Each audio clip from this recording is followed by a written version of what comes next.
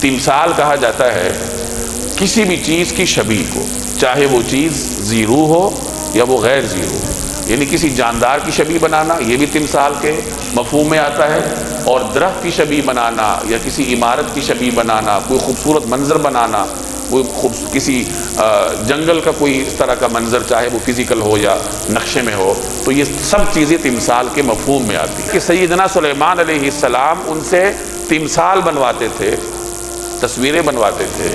تو یہ تصویریں کس چیز کی ہوتی تھیں؟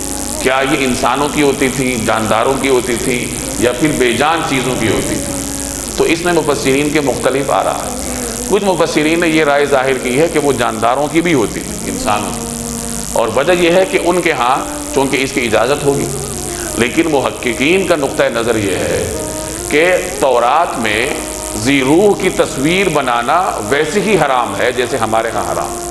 جیسے مسلمانوں کے لیے تصویر حرام ہے کسی ذی روح کی، ایسی ہی یہودیوں کے ہاں بھی تورات میں اللہ تبارک و تعالیٰ نے تصویروں کو واضح حرام قرار دیا۔ اور میں نے پہلے عرض کیا کہ تورات منسوخ نہیں ہوئی، تو نہ داؤد علیہ السلام کے زمانے میں نہ سلیمان علیہ السلام کے زمانے میں۔ تو معلوم ہوا کہ سلیمان علیہ السلام کے زمانے میں بھی ذی روح جانداروں کے مجسمے بنانا یا ان کی تصویریں بنانا یہ کیا تھی؟ ممنوع تھی، حرام تھی۔ تو پھر بات واضح ہو گئی کہ سلیمان علیہ السلام جو ان سے تصاویر بنواتے تھے یا مجسمے یا جو بھی چیز بنواتے تھے وہ ذی روح چیزوں کی نہیں ہوتی تھی۔